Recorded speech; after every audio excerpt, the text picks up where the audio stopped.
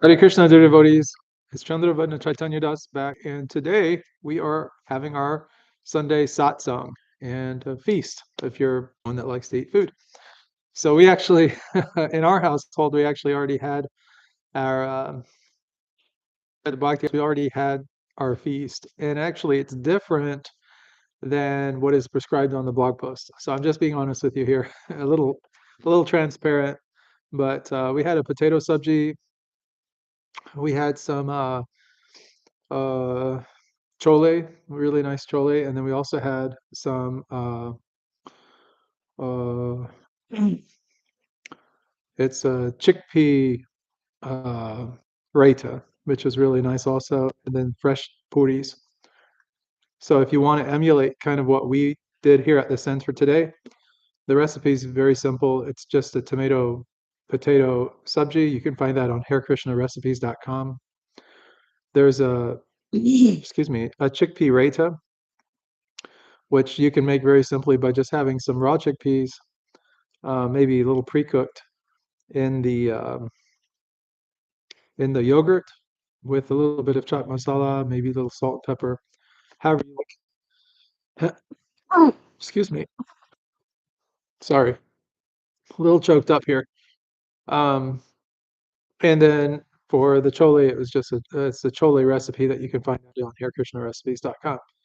And for the puris, it's uh, it's a chapuri, but it's just the regular meta, like stiff ground, very tasty. Excuse me again. And then earlier we had a snack because it's Sunday feast. And for the snack, we had pakoras, spinach pakoras, and we also had some samosas, just your standard Punjabi samosas with the potatoes and peas. You can find that recipe also on harekrishnarецipes.com. And then we had some nice chutney, just some regular green chutney. That recipe is also on harekrishnarецipes.com. Not to sound like a broken record here, but it's a good website. You should go check it out. And then try and think what else. And then yeah, I think that's pretty much it. And that's more than enough, really. I'll be perfectly honest with you guys. Oh, I'm sorry. We also had some semolina um, kheer. So it's a special dessert. You can get the semolina kheer or have rice kheer. We had the semolina kheer today. Just had the right amount come on. Perfect. So very grateful for. I am so sorry, guys. I'm just hooked up. It's probably a little bit of the oil and stuff from the subji or something, but uh, yeah, forgive me for that. Um, but very tasty and very divine and very tasty prasadam. Very merciful of Lord Krishna. Very grateful, very humble for that. So today we're kind of extending on what we've been doing this whole weekend. So Friday, if you guys can remember, we actually kind of got into the kirtan side of things. But that's where we have more energy, right? You've worked your week, you're at Friday, and it's time to kind of like let go of the week, and so that you can focus in on, godly pursuits. You can focus in on spiritual development. You can focus in on self-preservation, all these kind of things.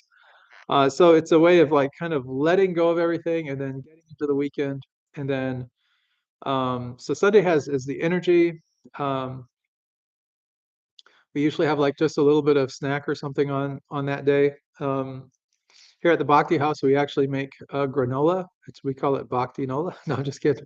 We don't really call it that, but I call it that. But it's a special. If you guys are interested in the recipe, just let me know. I can get you guys the recipe. We've got a couple different recipes that we use, and be happy to get you guys those recipes as well if you need them. Maybe I'll talk to them and see if we can't maybe get it on harekrishnarецipes.com, and then just have it there for everyone. It's a nice snack. It's a little bit calorie dense, so for those of you that are on a calorie deficit diet and you're trying to actually like lose weight or something like that, maybe you want to stay away from that unless you're going to be doing some a lot of exercise or something like in the near future, or you're going to be taking a nice hike, or you're going to be going, you know, walking around the town or something. But it is a very nice little snack, and moderation is really the key. Now, our granola, we actually make it more healthy than your store-bought granola. A lot less sugar. It's not for overindulging. It is for sustaining, and that's the whole purpose of this granola that we create, the Bhakti nola.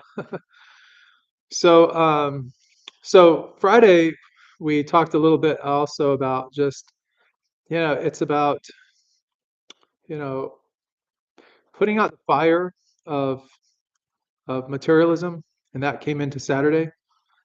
And so yesterday we talked more on that level, and just kind of, you know, it's about resting and relaxing yesterday. So I hope everyone had a really good opportunity to get some good rest, some good relaxation, kind of a reset. Um, I did get plenty of rest, which was nice. And then what else? Oh, I know. Like on my way traveling today, I was taking some trip, dropping off some prasadam to some other devotees. There was a billboard, and it actually said relax on it. And so I thought of all of you guys. I thought about this week and about the rest and relaxation and yesterday, and it literally said relax. And so I had to kind of do a double take. I was like, whoa, what is all of this? And it was for is actually for a dentist that specializes in sedation dentistry, is how they put it. So they knock you out so you relax while they do the work, and probably easier that way, or less stressful. So that's the power of relaxation, right? So if you guys didn't have the opportunity, you can go back in on Friday night. You can go back in on our Friday post. We have that on the website at thebhaktihouse.org, and then just click on post, and then you can get access to it. And then we also have Saturday's post as well. We put that together for you guys as well. It has all the scriptures, everything we talked about, both for Friday and Saturday. And then today, we also have Sunday's post already posted as well. And so you can take advantage of that if you like. There is there is sort of a theme today as we get ready to move into uh, the next week. So we're getting ready to move in Monday. As we start to move that direction, we will uh, we will just kind of meditate on everything that we've been covering this weekend and take that in. And hopefully, if you have some opportunity to just play a little bit of kirtan, listen to the holy names being sung, maybe other people coming in as well. Maybe you can encourage other people and so on. It's really a sweet, sweet way to celebrate your week and also help your spiritual development. Also, you know, get kind of a renewed sense of, who you are and what your purpose is here on this planet, and it makes sense of things more. And I think if you can get, if a lot of people like doing the music, some people prefer to do just only java, and that's perfectly fine too.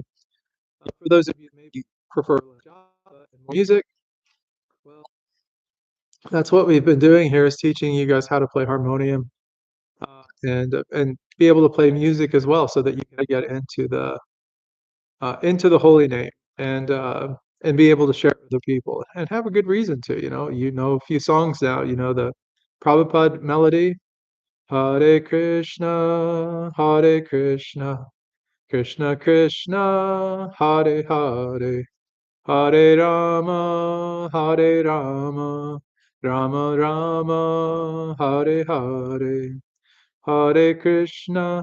And I'm actually a little bit off on that, which I apologize for. Maybe I'm conflating it with another tune, but um, you guys also know uh, the one that we learned last week.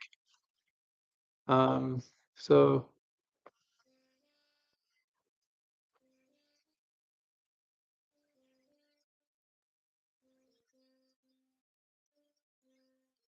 just doing it on piano mode for now, but it's Hare Krishna, Hare Krishna, Krishna Krishna, Hare Hare, Hare Rama, Hare Rama, Rama Rama, Hare Hare. And so now you know that tune. It's a really popular song here in ISKCON. And devotees sing it with a lot of love, and it's also like a remembrance thing as well. So it's like it reminds us of our parampara, which is something really we stress a lot here at the Bhakti House. Is parampara. It's the history. It's where we get our culture. It's where we get so much from everything, and it's been passed down from generation to generation to generation to generation, all the way into the modern day, even in this age of Kali Yuga. So we can take a lot of gratitude in our heart for our gurus, for our teachers, for those that have taught us the way, and for each other, for devotee association and sharing what we learn with others. So it's like what makes us more knowledgeable. It's um, it's also what creates transformation.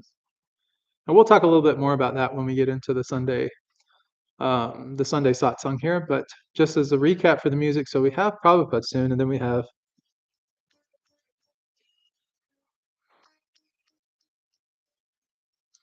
Hare Krishna, Krishna Krishna, Hare Hare, Hare Rama, Rama Rama, Hare Hare. And then we have the higher version too. Hare Krishna, Krishna Krishna, Hare Hare Rama, Rama Rama, Hare. And if you want to know the first part, it's just that ga ga ga ga ga ga re sa, ma ma ma ma ma ga re sa. And then the other part is just pa pa pa pa pa pa pa da ma ma ma ma ma ga re sa. Okay, so you guys have that. And then yesterday, actually Friday, we learned a brand new tune, and it's very, very simple, just three chords: A minor, F major, and G major. So if you can just remember those three chords, you can play this as long as you know the melody. And so, it's one of those things that might take a little bit of time to practice to kind of get it, but we'll put it on a harmonium. You'll need kind of like a drone for this if you're playing it with the harmonium. So Hare Krishna, Hare Krishna, Krishna Krishna, Hare. So we're doing A minor. Hare Rama, Hare Rama, Hare Rama, Hare Rama. Hare Krishna, Hare Krishna, Krishna Krishna, Hare.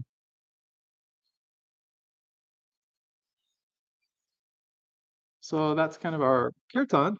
Um, so that's what we've been learning here, guys. So those three tunes, um, keep practicing them. And if you need to learn the melody for this, you can just always go back and just kind of rewind how I've been singing it and then try to emulate that. Get it in your ear. Hare Krishna, Hare Krishna, Krishna Krishna, Hare Hare, Hare Rama, Hare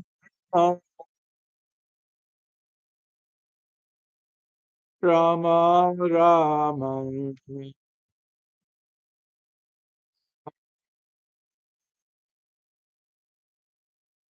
and you can practice and learn that song a little bit nice. It's a beautiful song, especially when you're doing kirtan out and about. I've had people stop when I was singing that and literally just come over and engage. So they just literally come over and just stand and listen and watch you play that song. And it's like they kind of want to know what it is. It's like kind of haunting in a sense, got that A minor, that minor quality to it. And then the F and the G goes really well with that. So very simple. And the keys are next to each other. You can do your 3-finger kirtan playing if that's what suits you. Very simple to do. So, um, so yeah, guys, thanks for hanging out with me on a Sunday. Um, so today we're talking about steadiness blossoms into taste. So we've been working on this steadiness aspect of devotional service and about bhakti in general. It's about just showing up, right? Showing up is half the battle. And it's why we do this every week and why we share this information with you is hoping that you'll come back week after week after week and work on your spiritual development and just be part of our family here at the Bhakti House. So steadiness blossoms into taste. And again, you can check out this blog post. Um, it is on the website. It's on the bhaktihouse.org.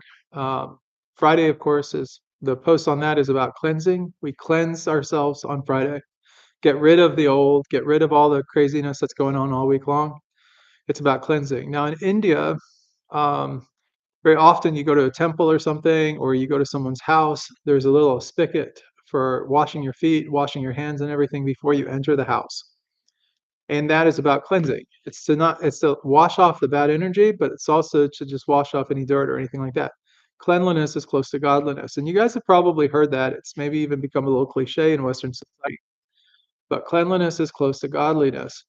So just having uh, that sense of cleanliness, like feeling clean, feeling fresh, feeling awake, that means you're ready, right? Feeling awake is like there's a sense of readiness, and it's about a sense of taking things in internally, internalizing things. So when we do that, kirtan gets us started in that direction. That's why Fridays we do our kirtan.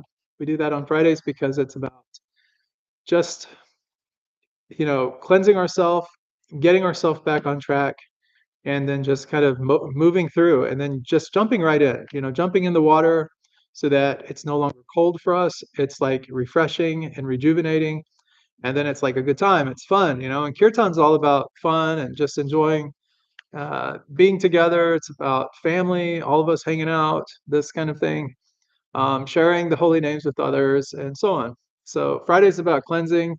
And Saturday, of course, after we've had that energy and everything, maybe that's why we need the bhakti nola, bhakti nola, the granola, uh, is for that energy. You get that energy spike there. So just maybe a little tiny little bit of granola is fine. And then we get into Saturday, and it's all about rest. It's about softening ourselves, right? So we go from kind of this, happy, energetic, and then it's about like resting, letting the body rest, letting the mind rest, letting the spirit rest, like all of it rest. And then it's just about like, getting a little bit of exercise through the yoga, but yoga is like a meditation also. And guys, I mentioned a little bit yesterday for yoga, and it was on my mind um, after we ended the video yesterday, ended the Sunday rest and retreat. There was something I was trying to say during yesterday's rest and retreat that I didn't really clarify too much. I said in some way that like movement is yoga, you know, and I was given examples from like way back when, like when yoga was just kind of coming about in terms of history and everything. You got Patanjali Yoga Sutras, you got all these other things. The the idea is just like yoga was just actual physical activity. It was just being physical in a soft way.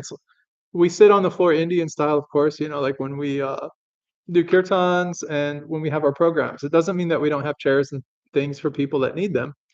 But a vast majority of us, we sit close, we sit like a family, we hang out together, we eat together. But when you go to stand up from the floor, you're raising your body up. You may have to pick yourself up, Now, I'll show you guys what happens oftentimes, like in, let me see if I can demonstrate here.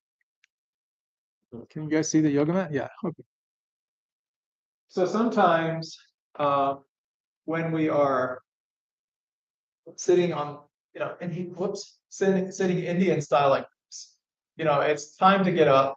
And as we go to get ourselves up from where we were sitting, we may just do something like this to get ourselves up. Might be something like that. Believe it or not, that's yoga in a sense, That's picking ourselves up from off the ground. You'll see a lot of, especially like I've seen this very often in northern India. A lot of times the elders, people that are elderly, they're still very agile. They're still able to sit on the floor for long periods of time. Maybe even more so than many people here in the West, here in the States where I'm living.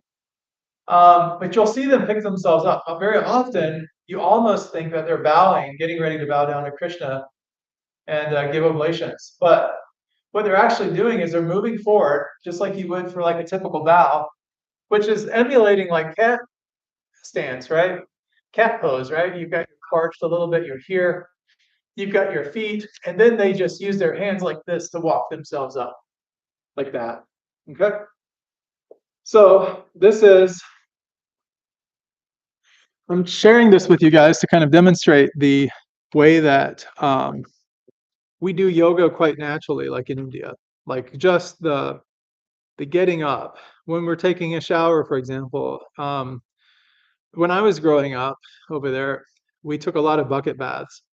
And so we had a bucket, we had a little scoop for washing ourselves, and it almost looked like if you guys have ever rolled chapatis on one of those little chapati boards, it's almost like that, a little bit higher, a little bit taller stool that you could sit on while you wash yourself and you soap up, and then you of course wash your soap off of your body. That was a lot, it was quite a bit of yoga. So let's see if I can demonstrate a little bit. So you're squatting, of course, you're sitting, you're like soaping up, cleaning your parts and everything, washing the hair, washing the face, everything like that. And you're just kind of doing this, kind of sitting, and then you have your thing, and you're just kind of pouring the water over your body. Hopefully it's nice and warm and not so cold. But I took a lot of those cold bucket bath showers in India, especially in the summers. So you're doing that, and then you're getting up, and so that's like exercise. Whereas, like in the West, what do we often do? Let me demonstrate. You probably know this all too well, but we get our shower, right? We open the door, we step in, we let the water come down on us, maybe soap up a little bit, clean our parts, and then we turn the shower off. We grab the towel, dry off a little bit, and then we get done and we put our clothes on, right?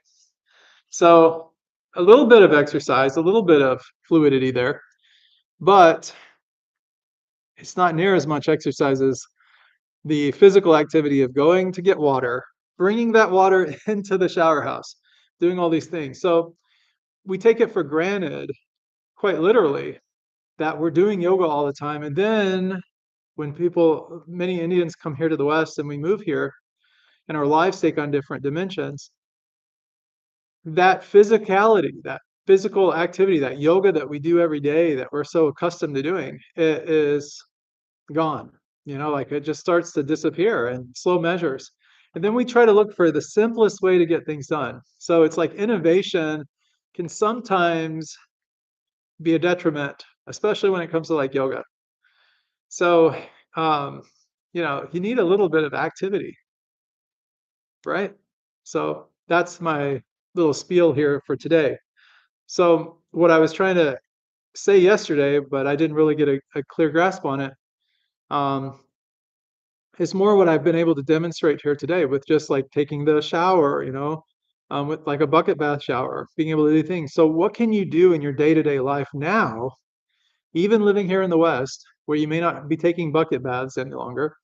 What can you still do to get your exercise, to get your yoga in? And to also think of Krishna more. So when you do yoga, we think Bhakti yoga, we think of Krishna. We think of devotional service. We're doing service for other people, for Krishna, to help others for Krishna. And as we do nice things for others, we're thinking in our mind, how can I serve Krishna more and more? And that, uh, obedience to your Guru Maharaj, listening to your Guru, doing what your Guru is recommending and asking for you. Do that very nicely and very humbly and with austerity, and then see what happens. That devotion increases. And then it's like you want to continue to do more and more and more devotional activities. And that's how bhakti kind of grows. So the, but it can be so many different things. So, like here at Bhakti House, devotees might take rest here. We're sleeping. What do we do? It's very simple. We sleep on the floor, yeah? So we're taking rest. Oh, and then in the morning, we are using our solar plexus to get up, yeah? We can move our legs like this if we need to. We can pick ourselves up. We can get our gravity, and then we can use our solar plexus to rise up and to pick ourselves up. Then you can touch the ground and think of Krishna. Then maybe do your Surya Namaskar, doing your stretches, all these things. And then you're getting your yoga in that way. And then that way it becomes like a daily practice. So you're waking up and now you're invigorating and you're energizing your body, getting up and energizing your body. So it's instead of being tired and sluggish, but if you lie in a bed, a comfortable bed, for example, you get up, you just kind of roll over, you just kind of sit there for a minute. Oh, and then you think to yourself, okay, another day, got to get up, got to get going. And then you talk yourself into getting out of bed, and then you just kind of go about your day, and you're just kind of in a mood all day, right? And then you come home tired, and then you just fall back. And then it's like we get in these habits, these routines of doing the same thing over and over again. So Saturday is really about resting. It's about resting with this intention of doing yoga. So when we say rest, we're not saying laziness. We're just saying that we're being mindful of the activities that we're doing that create like less stress in our life, that allow us to focus more on Krishna, more on God, our higher self, however you define it, whatever name you give it, no problem. But that that intentional yoga, you're being intentional about how you live your life. It gives you more energy and it makes you more sound. And in that way, you're able to do devotional service much nicer, more pleasantly, more humbly, and all these qualities that the Bhagavatam and our Parampara have told us and taught us about how devotees should behave. These things start to naturally happen automatically. They come out of us automatically. So to kind of get back on track here, um, Sunday is when we all gather, right? So Sunday's about gathering, it's about spiritual development, it's about Shastra, it's about looking at what the scripture says.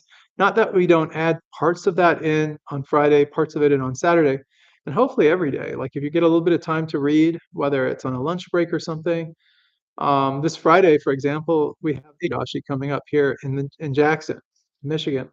So on Friday, I believe it's the 27th of February, we we abstain from grains and so on.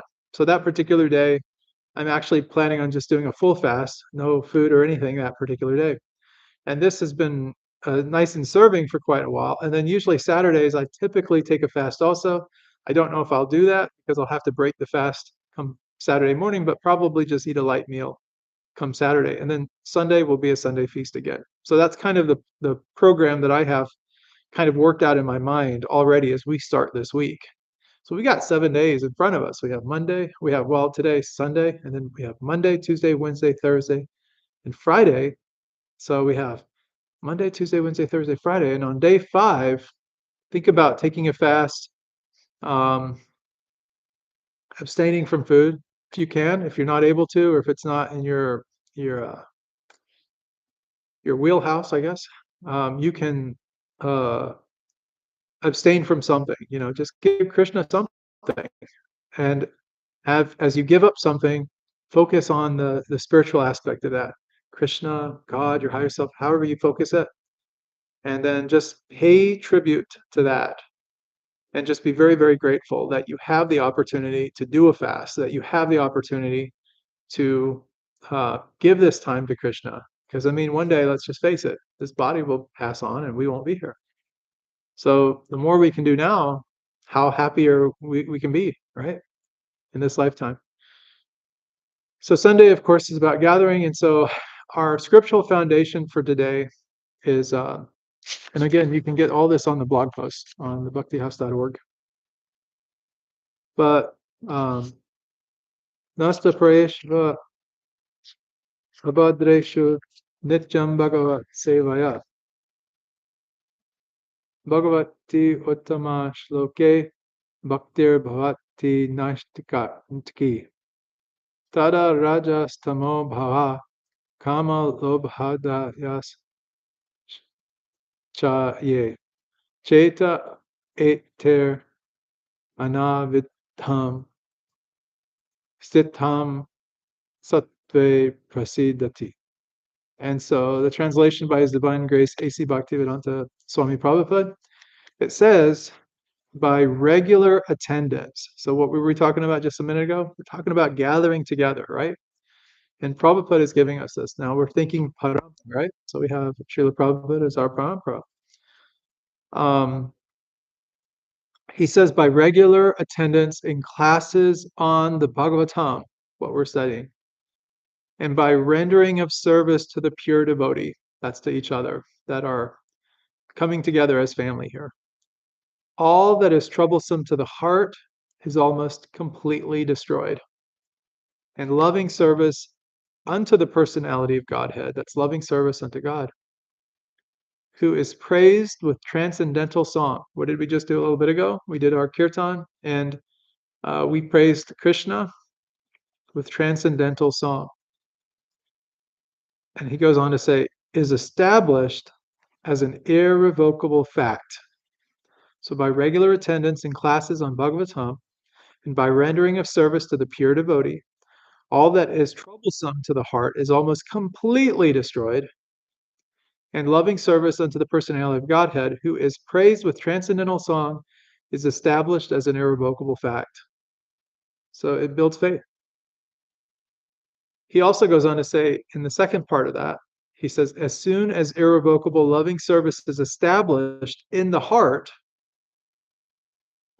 the effects of nature's modes of passion and ignorance, such as lust, desire, and hankering, disappear from the heart. It's like it's unwanted, it's gone.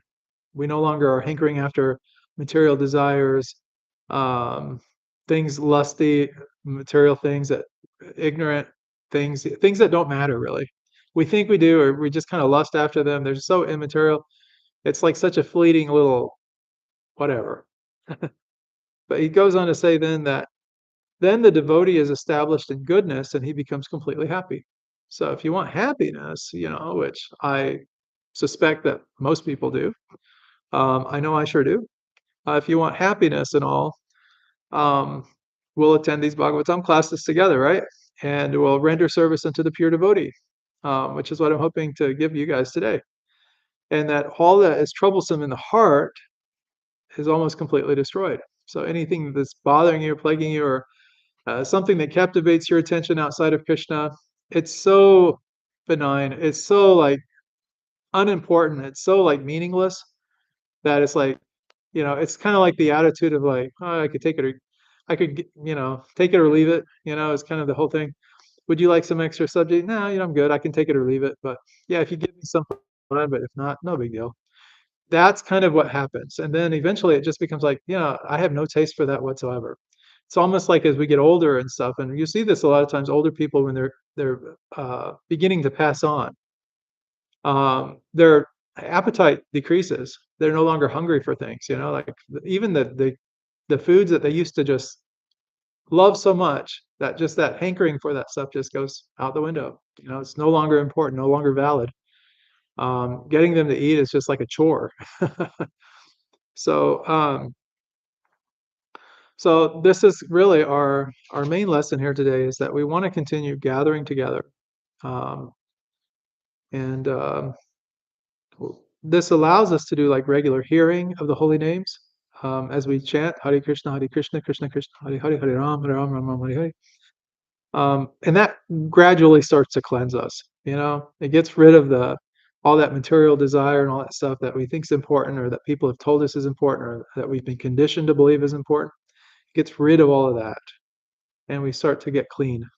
And we know just from a moment ago when I was talking about cleaning, like cleaning ourselves, like the physical act of cleanliness, and like our Friday night kirtan is kind of like that cleansing that we need to get rid of all that stuff so that we can get back in check with who we truly are, our true self, and what our true constitutional position is in this lifetime, like as we are as devotees.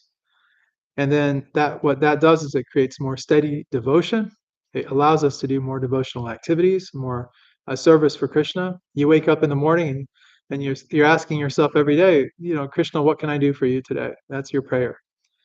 And then what happens as a result of all of this? Your heart becomes clean.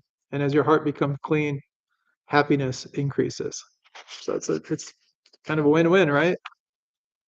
So this is not just information, guys. It is transformation through association. All of us gathering here together here at the Bhakti House, even if it's online for now. But it's not information. This is about transformation through association. So that's kind of the mantra of the week, right? Kind of the thing to remember anyway. Mantra of the week is always going to be Hare Krishna, Krishna Krishna, Hare Hare, Hare Rama, Ram Ram, Hare Hare. That will always be the mantra of the week, of the day, of the hour, all the time. But something you can take with you is like what we're doing, what we're creating here at the Bhakti House. It's not just information. We're not just giving you stuff that you can store away in your brain somewhere. No, this is about transformation that happens through our association with each other. So, so anyway, the that brings us kind of into this whole steady chanting business, right? So we're chanting and we're doing our rounds every day. Maybe you're just doing one round. Maybe you're doing 54 Maha Mantras a day. Whatever, wherever you're at, doesn't matter. I mean, you're doing something and you're doing it consistently. And we're family. And so like just know that you're a part of something bigger than just your individual self doing this. And that if you need support, support is always here for you at the Bhakti House. You can always count on us. If you want to chant your rounds with me, you can call me or something, or you can connect with me and we can do rounds together. I'll be more than happy to do rounds with you all day long if you like. In fact, I would really enjoy that. Uh, but our steady chanting starts to happen, and so it's about doing things kind of in a nice way. So the Chaitanya Charitamrita in Anjalila, chapter 20, verse 14, it says, Krishna Prema Gama Pramamrita Ashvadana Krishna Prapti Sevamrita Samudre Majjana. And the translation is that the result of chanting is that one awakens his love for Krishna and tastes transcendental bliss. I have to repeat that, really important. The result of chanting is that one awakens his love for Krishna, his love for God, and tastes transcendental bliss. That is huge. He also goes on to say, ultimately, one attains the association of Krishna and engages in his devotional service as if immersing himself in a greater ocean of love. Super, super powerful. So, what we're getting from this Chaitanya Charitamrita Anjalila 2014 is we're finding out why we're chanting, like what's the result of it, like what is the payoff, what is the benefit. when people are giving sales pitches, like in sales and in marketing messages and different things, they tend to do it utilizing a particular kind of a diagram, kind of a framework. And usually, if you present information according to this framework, it usually has a pretty good payoff. In other words, it pushes the probabilities in your favor that the person you're explaining this information to will more than likely buy what you're selling versus reject what you're selling. Okay. And so, what does that framework look like? That framework is about we have logical rewards. So people like logic. They like to know that 1 + 1 is equal to 2, and they can kind of bank on that. You know, there's other things in life that um, you know might come to us outside of logic. For example, if someone comes up to you and says, Krishna is blue, he's God, you should worship him or something like that, or you should bow down before him, or you should love Krishna, that might be a little bit of a hard sell. I mean, just in a logical framework, that may not, you know, be the best direct approach to helping someone develop their faith. And when I say helping someone, ultimately it's not up to us. It's not our mercy. It's Krishna's mercy is the one that affects each and every one of us. So, but if someone were to come up to you and say, Krishna is just this blue God, and he loves you, and you should worship him, and do whatever you can to serve him, people might look at you like you're a little, bonkers, or a little off your rocker. But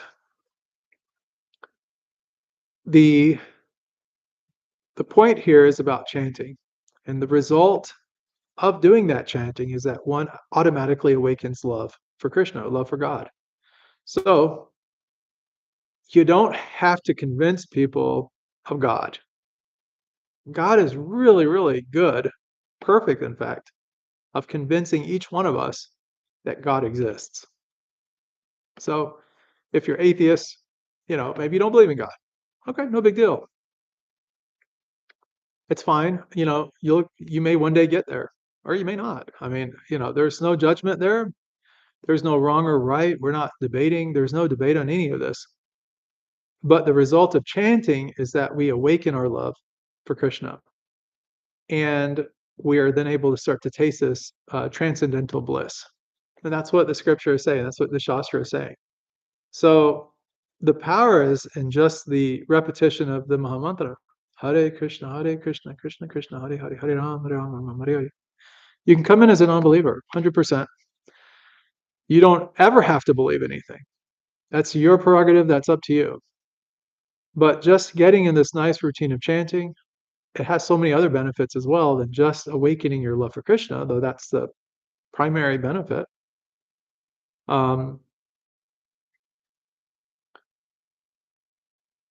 It's also about teaching us what true love is, and that's that devotional service, like being able to do nice things for others. It's being able to, and I'm talking outside of just religion here. If you're in love with someone, what do? Do you start to think about that person like, I could get with that, I could marry that person over there? And I'll tell you what, if I do, that person's really sweet. First of all, they're nice, and they'll treat me probably pretty nice. And they also like to do nice things for me, like do the dishes, clean out the refrigerator, make my food for me, um, help me with a resume when I need to get a job, whatever the case is. They're always there for me. They're someone I can bank on, I can rely on, and they genuinely seem to care about me. So that's the kind of person I want to be with, right? Well, that's not bhakti. Bhakti is actually what the other person's doing. They may not realize they're doing it, but it's actually all the nice things they're doing for you. Bhakti, true bhakti, is actually when we start to internalize this idea of like, wait a minute, like that's not where I get my happiness from. I'm not happy when someone does everything for me, or you know does all these things. A mother will nourish a child, right?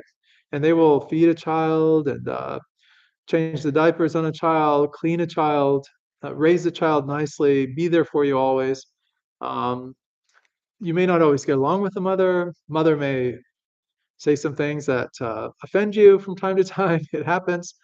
But overall, when you look at the big picture, the core of who that person is and what their selflessness looks like, And this may not apply in every case, guys. I mean, let's just be honest, there are people that could care less about their children. It's unfortunate. Their heart's just not in it. It's other pieces. But for some others, it's very much in that zone. And so I'm using this as just kind of an example. So just follow along with me here, if you will.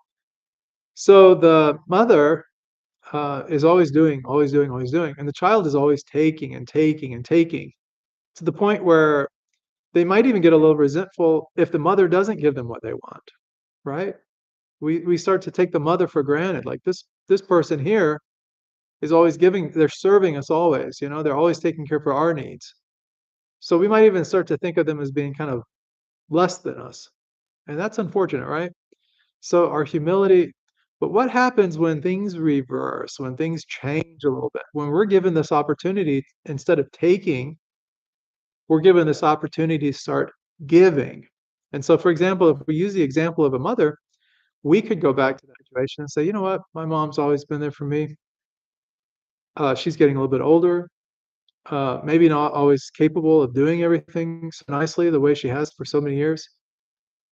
I'm going to reciprocate. I'm now going to give myself to taking care for her, to serving her needs, to helping her out, to paying her bills, to ensuring that she's okay, to making sure that she has everything that she needs to be happy, healthy, and well.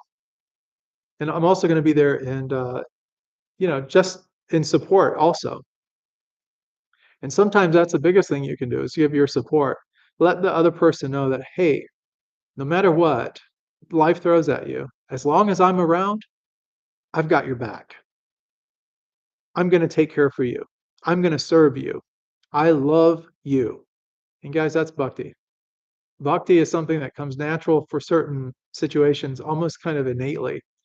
Uh, when parents are given the opportunity to have a child and their heart changes and everything is about that child. I've seen so many situations of this. I knew a devotee some years back, he lost his son, and his son was everything to him. He started a business that he had planned on one day passing on to his son. And he grew that business nicely. He was a very intelligent man, and he had a lot of intelligence, and he had a lot of business savvy, and he could make a lot of money. And he did well for himself, and he did well for his family. But why he was able to do so all these things so nicely, it wasn't just because of his brain. It was because of his why. Why was he able to do all these things? Why was he so successful? Why did all this come about? Because his why was bigger than his doubt, bigger than his no, bigger than his resistance. And when your why is larger than your resistance, something happens. The light bulb turns off in your head, and you're like, wait a minute. I'm giving it all. I'm sacrificing everything. This is my purpose. This is my reason. This is what I'm going to do. And so that devotee, he gave everything. He helped his son so much, bought him the nicest suits, put him in the best colleges, made sure that he was well equipped with everything he needed, gave him good values, gave him good lessons, taught him about Krishna, taught him Srimad Bhagavatam, took him to temple, all these kind of nice things in that. Not in a negative way, not in a way that his son would be in resistance, but in a way that he was able to, like a guru, share the culture, share the information, share everything, the experience with his son. And that creates family. That's like all of us here, family. And in doing so, now what happened was, unfortunately, and this happens in life, we can't be too sure of anything in this material existence. His son passed away, and he was in his early 20s, and he passed away, and that devotee was shattered. His heart was shattered. The parents were shattered. They had given everything. They had everything that they had built up materially, everything that they had created in this lifetime was to be able to pass it on to that next generation. And when the why died, you could just see it on the face sunk. He aged many years in a couple of years. I mean, the white hair came out. I mean, everything happened. His the way he walked, it was no longer upright and ecstatic. Hey, it was more like this.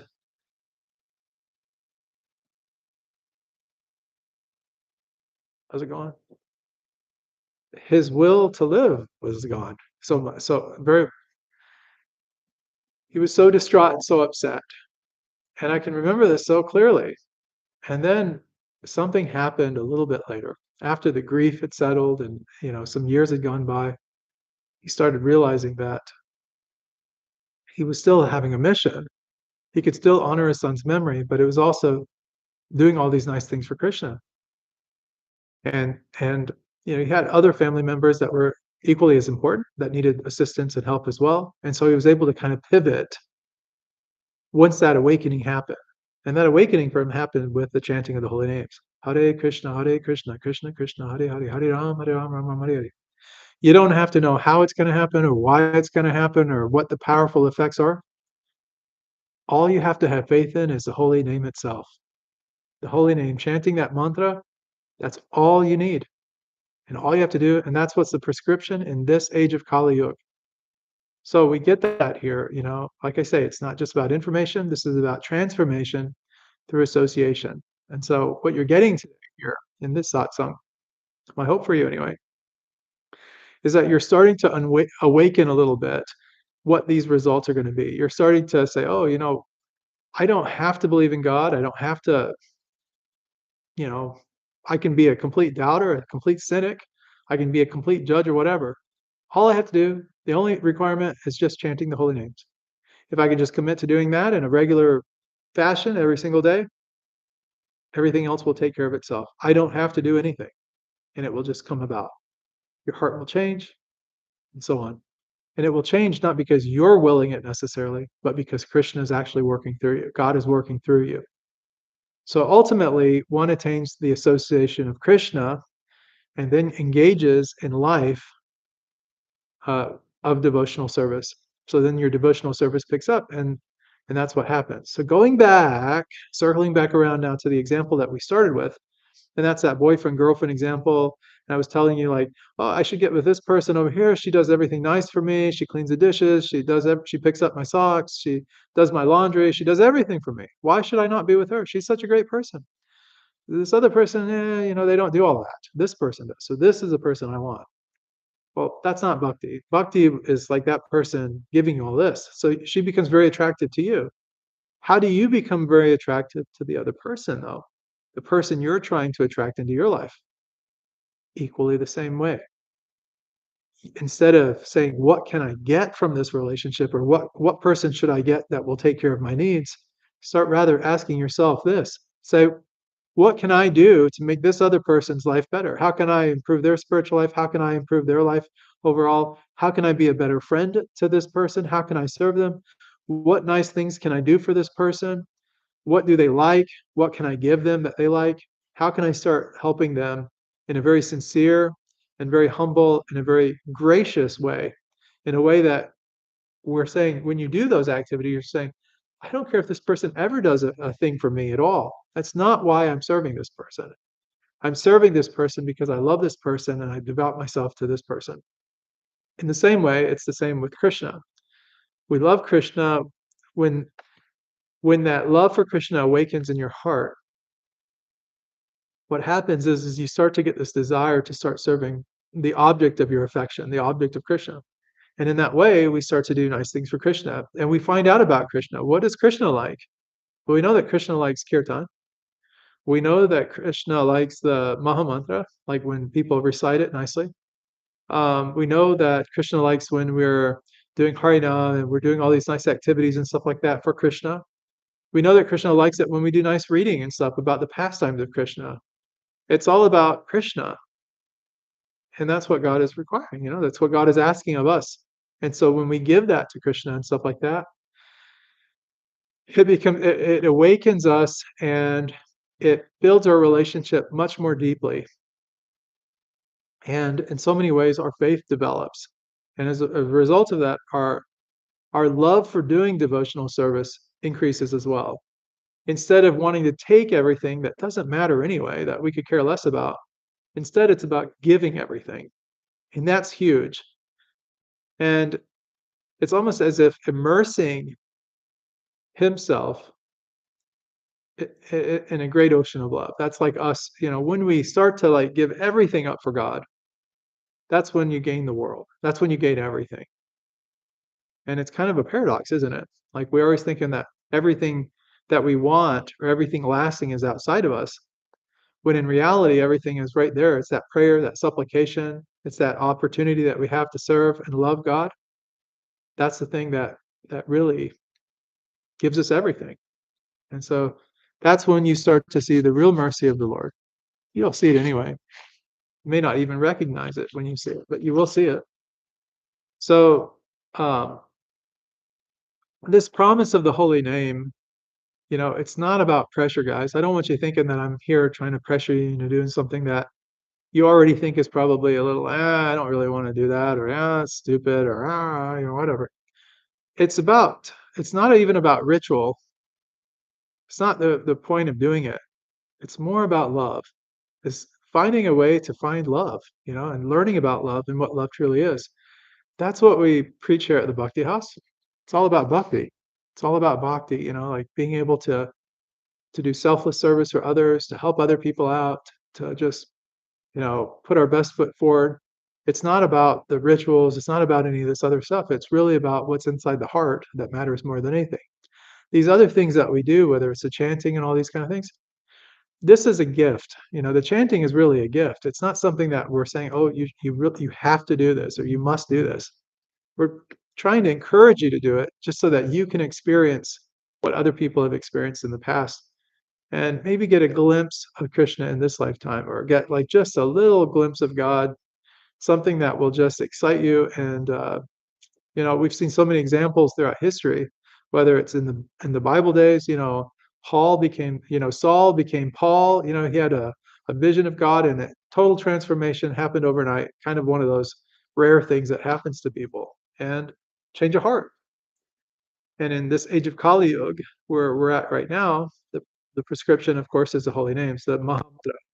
It's not about like us trying to achieve things or get things or extract things from God. It has nothing to do with that. It's about us doing this one activity as kind of like for God, not out of selfishness, but out of selflessness. And just saying, I want to learn about God. I want to connect with God. I'm not sure if this works. I completely doubt it, but I'm going to do it anyway. And just making the commitment to yourself to do it, just to test it. It's just, and if you don't test it and you don't try it, you will truthfully never know. Maybe Krishna will take mercy on you and you'll know. I can't say for sure, but I can tell you what Srimad Bhagavatam and the Shastra teaches. And that's that you chant your Mahamantra and do it consistently and regularly and then see what happens. And maybe I should let that be a surprise for you. And, just kind of let it be. So, but more than anything, everything we're doing here is not about pressure, deception, coercion, preaching something that you don't believe in, or trying to encourage you to believe in something that you just absolutely think is nonsense or silliness, whatever. It's all done out of love. So you can bank on that.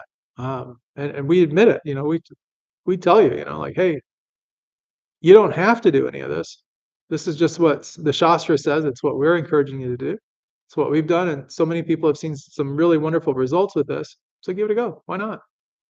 It doesn't hurt, that's for sure. And it doesn't take up a lot of your time either, just to test the water. So our Sunday program, we did our kirtan a little bit earlier. Excuse me.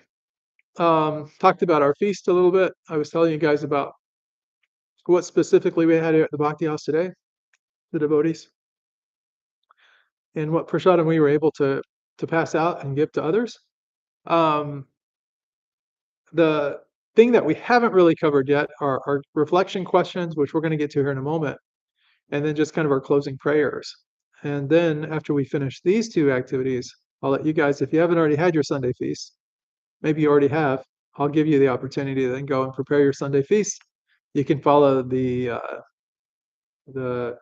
advice that I've given you early through HareKrishnaRecipes.com. And we've also provided like steamed rice, yellow dal, seasonal vegetable sabji, some fresh chutney, halva or laddu or something. It's kind of a prescription for what you might be interested in also. And if that's what you want to prepare, go right ahead. You can find all of these recipes and more on harekrishnarецipes.com. And so we honor all that together. And so let's talk about some of these questions about everything that we've sort of covered so far today. So the question I have, and this is also on the post as well, on the blog post, you can get this information as well. Ask yourself this: what has really shifted in your heart this week? Has anything shifted in your heart? Have you got any insights? Have you had any realizations? Have you maybe read a verse or something and it inspired you or changed kind of the way that you thought about things? Have you thought to yourself, maybe I'm going to make some small change in my life for this reason here? What does that look like for you? And so that's question number one. Question number two is reflecting on whatever obstacles that have been plaguing you and see if any of those feel a little bit lighter. I know for a lot of us that once we start to plug into the weekend and we get back on track spiritually, and the work and everything and all the problems that we have, once we start to get into the weekend and we study Shastra, we do our kirtan, we connect together, we associate ourselves as devotees together as family. A lot of times these problems, things, they really become like, it really wasn't that big of a deal, or this, yeah, it's in the past, we'll just let it go. And so maybe you can think about like, what of those obstacles did you think were maybe big boulders in your way? And maybe now they just seem like little pebbles, that they're not that significant whatsoever. And then the last question that I have for you guys is kind of something to reflect on and to think about. Ask yourself this, like, what helps you to remain steady in your devotion? It's important that we ask this question from time to time, because is it the showing up, which is what we've been talking about here, this weekend especially, just showing up, doing Mahamantra, associating ourselves, connecting ourselves as family, learning some Mahamantra tunes on the harmoniums that we can share with other people, fixing some nice prasadam, offering that to the Lord, doing some nice things for others, whether it's volunteering at a food pantry, which is what we did, or some other activities, um, or sharing prasadam with others, also what we've been working on through today, and just being able to share Krishna's mercy with others. You know, these kind of things, um, showing up every day and doing these types of activities help us to remain kind of steady, right? But ask yourself, maybe there's other things that we haven't really quite thought of that help motivate you or help keep you thinking about God, or thinking about Krishna, or thinking about just your relationship here with the Bhakti House, and how we are this family, and how we are together, and how we are looking out for one another, and how we've got each other's back. And if you need anything from us, of course, that's the website. Go to the contact form, reach out. We're here for you. If you just need someone to talk to, sometimes that's important, and you just need someone to listen. We're there for you also. You can contact us, let us know the best times to reach, and then we'll try to make ourselves available for you at that time. So, lean on us. We have to lean on each other as a family. That's what makes us grow stronger. That's what makes us a bigger family. It gives us a sense of security, a sense of safety, knowing that other people have your back. And we're here for you spiritually and in other ways as well, but primarily spiritually, to help you let go of the things like uh, we call them asuras, which are like the demons, and usually those are things like fear and anger and all these kind of things that tend to crawl up in your mind and bother you and cause you agitation and frustration, and then eventually they turn into actions, like it could be yelling at someone, or berating someone for something, or just getting upset about something very silly. Maybe someone cut you off in traffic, or that green light didn't turn green fast enough for you. These kind of things. How can we minimize those things and bring you more peace and more comfort in your life? So these are kind of the things. So we'll just end there, and we'll just end with the simple Mahamantra prayer, and we'll thank Prabhupada for his um, discourses here, so that we were able to actually have this program. Had it not been for his commitment early on, maybe the Bhakti House wouldn't even be around, and we wouldn't be having this discourse today, this satsang. So we'll just say that prayer. Hare Krishna, Krishna Krishna, Hare Hare, Hare Ram, Ram Ram, Hare Hare. Namo Bhagavate Vasudevaya. Om Namo Bhagavate Vasudevaya. Om Namo Bhagavate Vasudevaya. Namo Vishnu Padaya Krishna Prasad Bhutale Srimate Bhaktivedanta Swami Hare Namaste Saraswati Devi Gauravani Pracharine Vishesha Shunya Vari Prashyate Deshatare Namo Mahavaranyaya Krishna Prema Pradayate Krishna Krishna Chaitanya Namne Karatashe Namo Namo Brahmanya Devaya Gauravanya Taja Jagadhataya Krishna Govindaya Namo Namah Hare Krishna Krishna Krishna Hare Hare Hare Rama Rama Rama Hare Jai Srila Prabhupada Jai Shri Krishna Jai assembled devotees. Thank you all for joining us here on this Sunday satsang. I hope that this message has helped you in some way, and that as we move through this week, you really remember our Friday, Saturday, Sunday, and keep that momentum going. Practice your harmonium. You'll find that sometimes just practicing turns into like hours long study sessions, and that's so good for your spiritual health. You don't even know it. And then as a result of that, other things that come to fruition for you as well. You're thinking about others, less about yourself, more about other people. The things that you think are so important become very much less important, and then your life becomes much happier. And this concept that we're giving through parampara of simple living and high thinking, and then you can't wait to dive into the text. You can't wait to learn more about Krishna or about Krishna's pastimes and all these kind of really cool things. And if you guys are interested in doing like a study, we could do like a Bhagavad Gita study group. If you guys want that, just let me know. We could actually set up a time throughout the week to actually do that very consistently. If you guys can commit to showing up, I'll commit to doing it. So just let me know one way or the other. And I'll provide the links and everything. You just show up at a prescribed time. Let me know the timings that work best for all of you, and I'll try to find something that works for the vast majority of everyone. And then, of course, don't forget to go take care and have that wonderful Sunday feast. Guys, one of these days, the Bhakti House will be funded enough that we can get through a lot of the stuff that we're still not allowed to be open to the public quite yet. It's going to be a while, as it looks like right now, unless, of course, some of you feel inspired to start contributing as far as like financial.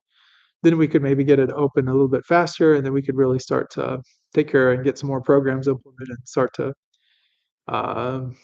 have more of the community share more things with you guys here through this channel as well. But for now, this is where we're at. You got to crawl before you can walk sometimes, as the old saying goes. And so for now, we'll be very grateful and very content to be where we're at. And as Krishna makes way for us to do more, we will definitely do more. That's definitely in our heart, and it's what we want to do. So give us that opportunity. Haribol. Thank you all for showing up. I'll see you guys soon. Don't forget that Ekadashi is Friday, and I should have some information about that Ekadashi book pretty quick. I'll probably check in sometime this week with you guys as well, but don't hold me to it. Much love, many blessings, and I'll see you guys soon. Haribol.